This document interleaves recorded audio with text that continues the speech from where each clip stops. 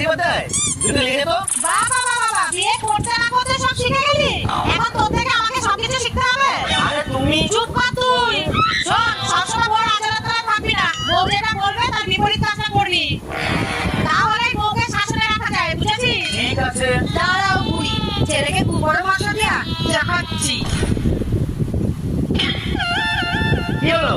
মন খারাপ করে বসে আছো কেন? আমার ভাই 50,000 টাকা লাগবে, তুমি একদম দেবা না। আমি একটা শাড়ি পছন্দ করেছি, তুমি আবার কিনে দেবে না জানো। আর বাড়িতে কিন্তু কাজের লোকের কোনো দরকার নেই, তুমি আবার ওখানে করে রেখে দিও না জানো।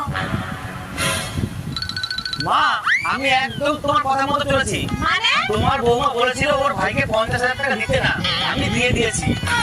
আর বলেছিল ওর একটা শাড়ি পছন্দ হয়েছে, ওটা যেন